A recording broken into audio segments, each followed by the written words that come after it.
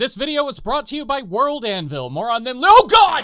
Big monsters, big guns, big numbers on your birthday cake. At attention, cadet, it's Kaiju number 8. Barreling into the Summer 24 season like a kaiju through the number 8. Kaiju number 8 proves that there is still a place for fun among an anime community that is notoriously always on the hunt for boring, intellectually complex narratives to stand the test of time. Piss on them from your monster nips and get ready to dive into a world of scrappy humans fighting back against a gargantuanly oversized mushroom.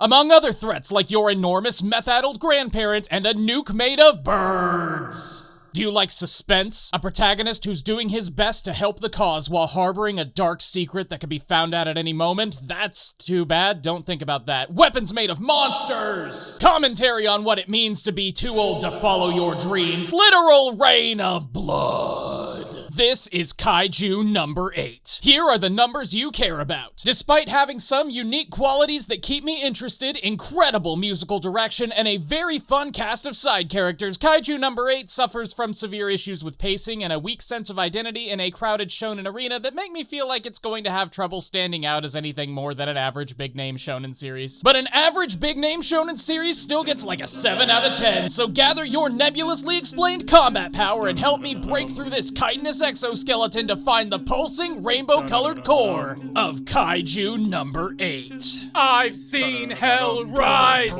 out of your eyes, creep up at night to your demise. You've gotta fight, I've gotta fight, been thinking that I need isolation. All this devastation, head needs renovation, alright.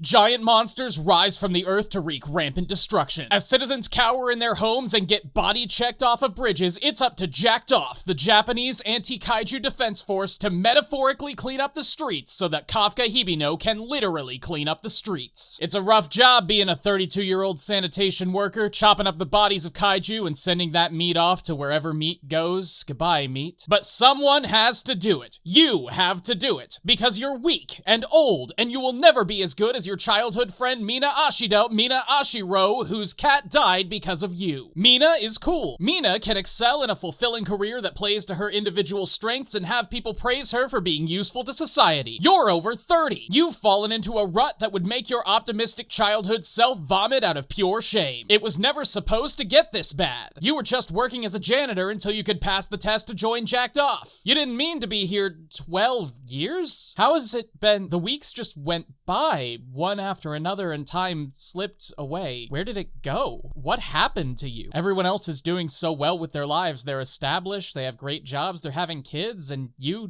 just exist. And barely, and why? Maybe you should just give up, accept that this is it for you, that you can still do your part. The work you're doing is important, after all. Life could never go back to normal with these giant kaiju corpses in the street. You're a vital part of the country's continued operations, and maybe you can find pride in that. It won't be as glamorous or as showy as working for Jacked Off, but it's good work with good people. And your childhood self wouldn't understand, but you're a grown-up now, and you don't have to be a hero. You've learned to be content with smaller things, and that's all right. Just kidding, this is an action anime, loser. Eat this worm, feel your muscles break, punch a clown to death, and embrace the overwhelming power of your new secret identity as Kaiju number 8. He said the thing! With help from his newfound monstrous physical prowess and a couple of bureaucrats conveniently deciding to raise the age cutoff for Jacked Off applicants to include old people, Kafka decides to join the monster-hunting badass squad, physically fighting for humanity's continued existence while hiding his kaiju form from a team of highly trained anti-kaiju operatives who would love nothing more than to skin him alive and turn his dreams to gun.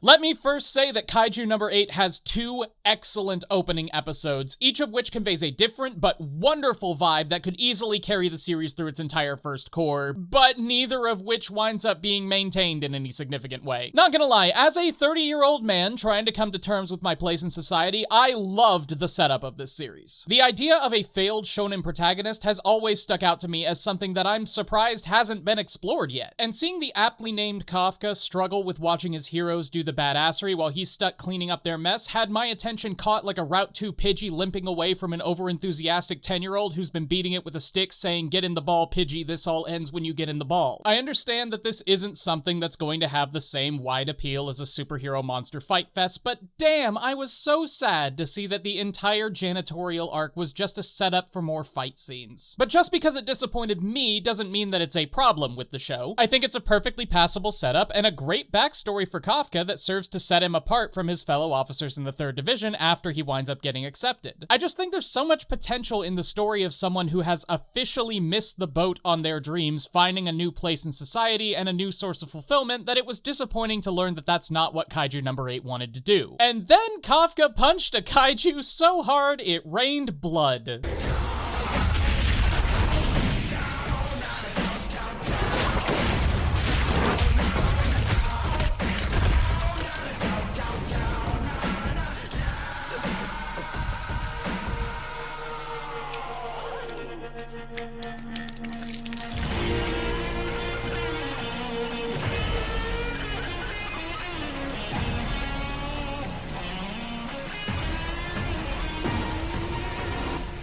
Despite how it might seem, I am not immune to fun. I love me a Gurren Lagann, and that is exactly the vibe that I got from Kaiju No. 8's 2nd episode. Big, gaudy, immature fun with a strong emphasis on badassery over realism. The comedic beats land fairly well, and they set up a tone of high-octane, low-stress fight scenes that I truly enjoyed. Kafka trying to smile at this old man in his monster form, eating that bird, even the piss nipple thing, as eye-rolly and immature as it was, did have me holding back a grin. It's a huge departure from episode 1. The gritty action scenes become over-the-top hype fests, and the introspective commentary on the aging Japanese worker becomes comedy about urinating from your nipples. But you know what? The new vibe works! For a show about tiny people fighting giant monsters, either by transforming into regular-sized monsters or by carving up gianter monsters and making weapons out of their bones, I am down for a Gurren Lagann vibe. Give me a bonkers power system that simply won't stop escalating until we are having kaiju battles in the stars. I want to see people powering up their super forms with guttural screams and action lines. Yell at me about the power of friendship and going even further beyond, and it doesn't do that. There are moments of humor, moments of badassery, but for the most part, Kaiju No. 8 keeps its tone very subdued compared to the zaniness put on display in episode 2, and I say that's to its detriment. Because what we get in its place is a totally fine action series that feels like a rehash of ground that we've seen done better before. Attack on Titan is the obvious comparison, but I also get hints of the better part of My Hero Academia and the vibes of Jujutsu Kaisen. It just doesn't stand out. And when we're met off the bat with two different ways the series could have excelled at creating its own identity in a crowded genre, it's hard not to be disappointed when the show sticks much closer to being a safe, well-trodden military story. But the series does have exactly one plot element that keeps it distinct from its shonen kin. Goofy and well-intentioned Kafka is harboring a dark passenger. The enemy has infiltrated the ranks of the heroes, and if they were to find out his secret, Kafka would have to face the combined wrath of all of Jacked Off coming down on him in torrents of justice. And the way the series handles that plot point is one of the biggest factors that brings it down. If you had to choose, would you ever let me go?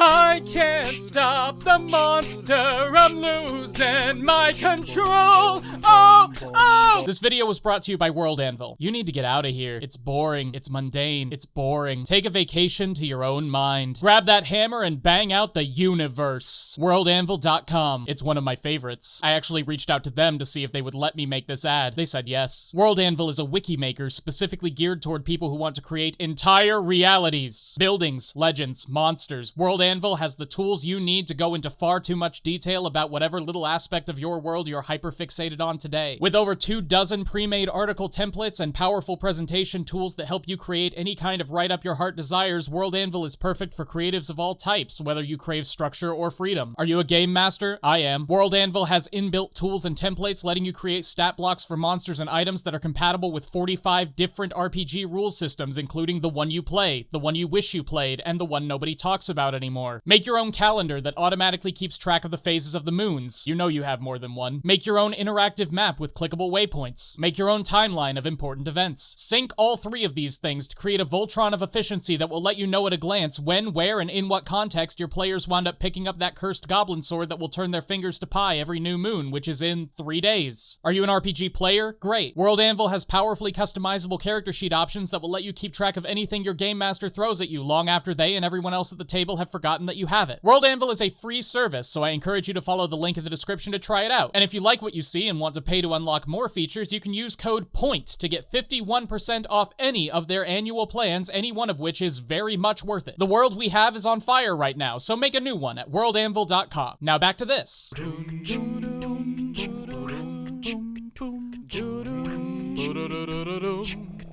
Have you ever seen Dexter? Dexter is an ancient television program about a middle-aged Floridian serial killer who makes a living staring at blood for the cops. As a story, Dexter is built on a sense of tension, where the viewer is constantly asking themselves when Dexter's friends are finally going to find out that this guy who's been sitting in the corner muttering to himself staring at blood slides all day is actually the dreaded Bay Harbor Butcher, and then they will send the full force of Miami's finest crashing down on his head. For 8 seasons of television, the viewer is left waiting for one dramatic development that will turn the show into Dexter versus the police. And it doesn't happen. That's not to say he doesn't get found out, he does, but the dramatic confrontation that viewers waited 8 seasons for, where Dexter actually becomes the subject of a Miami PD manhunt and has to run from the cops, the FBI, and probably another completely unrelated serial killer, because God, Miami is not a safe place to live. That doesn't happen. A few individual people find out his secret, and whenever that happens, he has to spend the season either convincing them to keep it or making sure they do. It's hard to overstate how enormous of a letdown that was. How it destroyed the viewer's faith in the show to such a degree that when the series finale of Dexter aired for the first time, this was the top post on the Dexter subreddit. Kaiju No. 8 faces exactly the same problem. It has a hero who is secretly harboring a communist tapeworm, and if he ever were to get found out, the viewer is assured that he would be quickly dismantled and stripped for parts. Massive season 1 spoiler here, but they're spoilers that are going to keep you from getting invested in something that doesn't matter at all, so I'm not going to worry too much about it, especially considering the names of these episodes. But if you don't want to hear me explicitly say it, then this is your last chance to pause the video before you hear me say that Kafka does get found out. Season 1! This is the opposite bad thing to what Dexter did. The story sets this up to be a big deal. The viewer is told pretty explicitly that if anybody finds out about Kafka secretly being the piss nipple titan, Jacked-Off is gonna kill him, experiment on him, boil him, mash him, stick him in a stew. Then Reno knows from the beginning, and that's fine, you can have a sidekick. But then Shinomiya finds out and gets weirdly tsundere about it, and then the entire 3rd Division finds out, and they're pretty cool with it, and Mina, the kaiju hatinist badass that we know about, actively comes to his defense at trial. And the director of Jacked-Off, Jack himself, ultimately decides that he is useful enough to keep around, and that entire plotline, the one thing that was making Kaiju No. 8 stand out from other shows of its kind, is dropped within 12 episodes, and I hate that. I hate that a lot, because it's just another example of this show having good ideas that it absolutely refuses to follow through on. Look, I'm never going to tell anyone that the plot of Kaiju No. 8 is bad. It's fine. It's underdogs and big monster fights and deep state conspiracies. If that's the kind of thing you like, you will enjoy watching Kaiju No. 8. I enjoyed watching Kaiju No.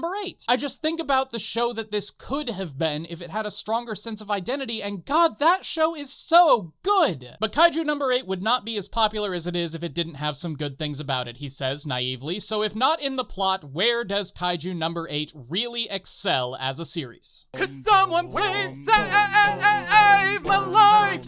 Could someone please save my life?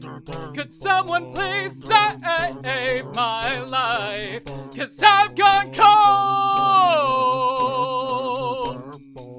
In my very first YouTube video, I praised My Hero Academia for having memorable side characters who are able to get their points across without taking too much attention away from the main cast, and this is one of the biggest strengths of Kaiju No. 8. I don't know most of these guys' names, but I do know what kind of response I'm going to get when someone talks to them, and I think that that is basically an ideal place for a side character to be in by the end of Season 1. Every member of the 3rd Division has something going on. You've got the overenthusiastic guy, the cool and confident guy, the slightly cocky guy, the very cocky guy who's actually a girl this Time, and Reno. These are archetypes that we have seen plenty of times before, of course, but the characterization hits that perfect middle ground between being too grounded and boring and too over the top and coming across like a Walmart Nichijou. But there is one thing that Kaiju No. 8 does with its core cast that really makes it stand out, and that is to give them interesting dynamics not just with Kafka, but with each other. If you throw these people in a bag together and pull two of them out at random, they'll be really confused about what just happened. They will almost definitely have some kind of connection with each other. They feel like people who have lives and conversations off screen, and when your story is ultimately about a team,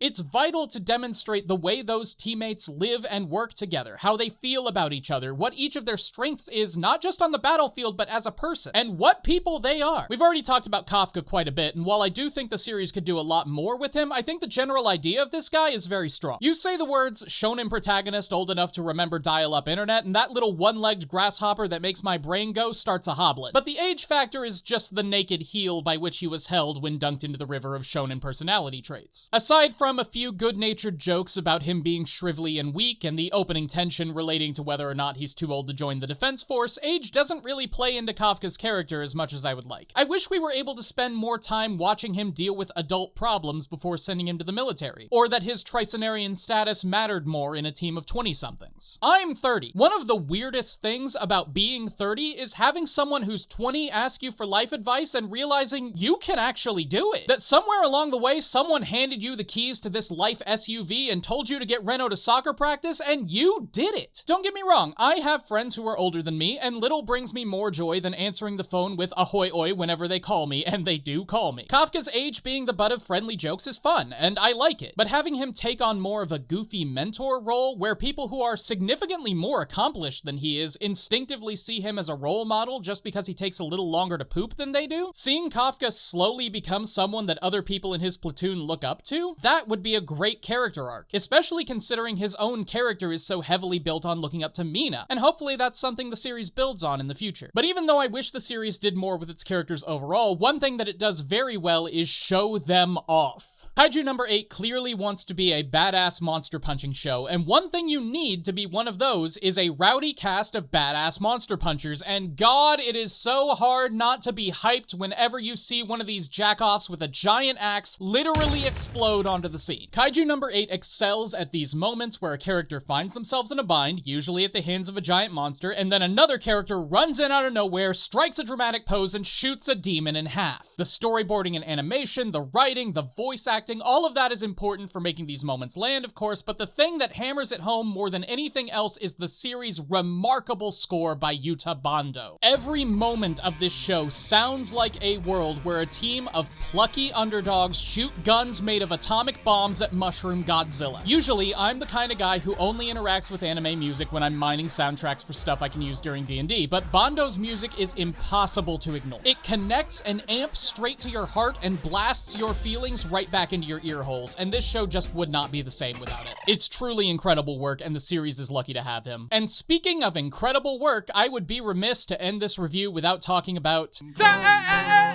my life!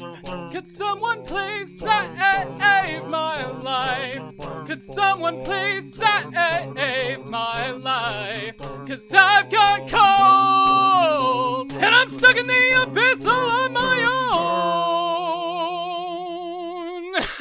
Jesus Christ. Do you like to watch fungus explode? Literal finger guns? Fire up your calf rockets and fly to the stars with a nuclear bomb made of birds. If you want a series that understands satisfying fights both on a city-destroying monster level and a 1v1 PvP smackdown level, Kaiju No. 8 is almost going to give you what you want. The fights in this show are dynamic and high energy, interacting well with their environments and taking advantage of the setting to create beautiful and engaging set pieces. It's not Dan-to-Dan, but it's not solo leveling either. This is a 90th percentile monster fight anime that is going to leave your inner 10-year-old boy and his dilapidated Pidgey squealing with glee just to look at it. As satisfying and fun as the fights are, though, there are two big problems that I can think of with them, one direct and one indirect. Starting with the direct one, it is very hard to find a fight in Kaiju No. 8 that doesn't end in a very specific way. Very nearly all of the time, the good guys will be fighting the bad guys and they'll find themselves in a jam. They are injured, or they're out of bullets, or the enemy unveils a new hidden talent and they realize that this is the end of the fight. They've lost. And just as the final blow is about to be struck, it's Shinamiya with a steel chair! Boom! Bam! An ally comes to save the day. I don't hate this trope as much as most people seem to, but the amount that Kaiju No. 8 uses it gets stale really fast. What I can say about it is that it's not always Kafka coming in to save the day. The side characters tend to pull their weight, and having them join these fights is a fun way of characterizing them and making sure they get screen time. I just wish more of these really cool fights ended organically. The second problem is harder to get past, and that is the fact that it's very difficult to understand exactly what the combatants can do. Kaiju No. 8 offers the viewer one of those number-based power systems where each hero's fighting abilities have something to do with how well they can acclimate to a special combat suit. I say something to do because they never actually tell us how the combat power works. You just put on the suit and you get your number. 20 is good for an incoming recruit, but Shinamiya has 40, Kafka has 1. We know that the captains can get up to 95-ish, which lets Hoshina spin around and knife real good, and Mina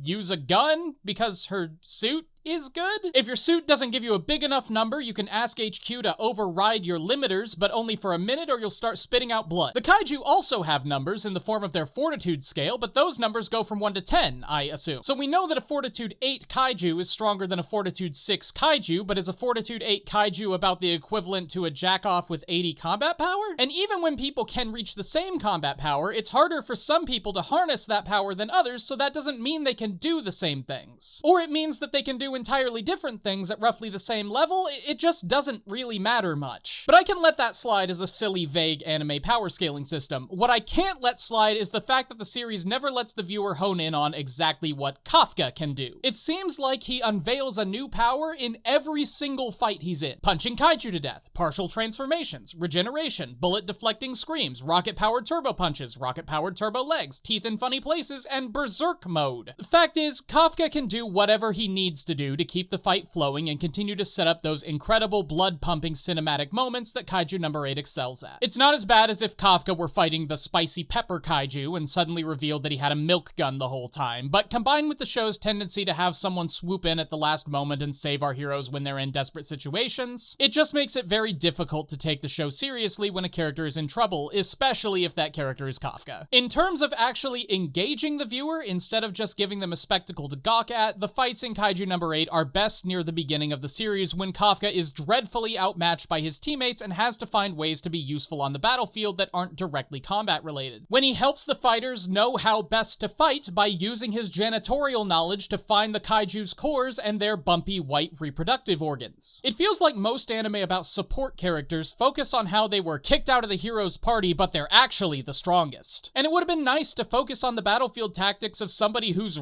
really not good with a gun, who's actually there to help his team, but that's not the show, and that's okay. I ran out of song. Kaiju No. 8 is a show with a lot of potential that it seemingly refuses to realize. Like Kafka himself, the series exists in the middle of a battlefield of juggernauts. It could have chosen to find a niche and elevate itself above the rest of the pack while introducing new ideas into a highly overpopulated genre, but it instead chose to join the rest of anime in punching monsters to death. If you like watching a team of military people fight giant monsters in the streets of Japan, you will like Kaiju No. 8. If that does not sound fun, you will not like Kaiju No. 8. Simple as that. If you did like Kaiju No. 8, here are a couple of shows that you might not have heard of that will give you more monster fighting goodness. To the Abandoned Sacred Beasts features a society wherein half-human super soldiers were engineered to win a civil war that is now over. Plagued by the horrible things they did when the country was tearing itself apart, many of these soldiers have succumbed to their bestial sides and become big problems for the people who are just trying to live their post-bellum lives. Now it's up to beast hunter Hank Henrietta to hunt them down. I watched the first episode of this one back when it aired in 2019, and it seemed fun. Always meant to go back to it. Sorry if it sucks. Godzilla Singular Point is a Godzilla show featuring ghost hunters and scientists trying to unravel the mystery behind an odd radio signal that's calling pterodactyls down from the sky to harass the citizens of Japan, and Inuyashiki Last Hero, the story of a 58-year-old man getting stomach cancer and inadvertently becoming a robotic killing machine who's determined him to use his powers for good and hopefully earn the love and respect of his indifferent wife and children. The topic of this review was voted on by my patrons. If you would like to have a say on what kind of content gets put on this channel, you can go to patreon.com/exclamationpoint and donate literally any amount of dollars. All patrons of all tiers get one vote to decide what show gets talked about next. The current nominees are Alia Sometimes Hides Her Feelings in Russian, Wistoria, Wand and Sword, My Dear Friend Nokotan, and Makein, Too Many Losing Heroines. Next video is going to be about Spice and Wolf Merchant Meets the Wise Wolf, which I'm pretty excited about. In addition to participating in democracy, you get plenty of other perks, like having your name on this list of lovely people who keep my bills paid. You can also get access to our Discord server, our Minecraft server, our weekly game hangouts, our monthly anime clubs, my notes and scripts, occasionally early access to videos, and even the chance to become today's lucky patron like Jordan Dotson, who's been enjoying the Patreon perks and privileges since July. Hope you're having a good time. One more shout out to this video's sponsor, World Anvil, the absolute best world building service on the market. If you have any world building needs of your own, whether they be for novel writing or game mastering or just for their own sake, please check them out. I reached out to them to do this sponsorship because I like their product so much. Try it out for free, and if you decide you like it, you can get 51% off any of their yearly subscription models by using code POINT at the link in the description. Join me in maladaptive daydreaming. It's all we have left. Remember to like, comment, subscribe, bell, etc. And until next time, this has been Explanation Point,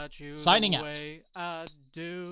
Oh, not your mom, not your friends, not God, not God. When you need somebody to turn to, oh, nobody's got you the way I do, and they never will. Nobody, nobody, nobody, hey, yeah, got you the way I do. No one's got you like me. Nobody, nobody, nobody, hey, yeah, got you the way I do. This is a kidnapping.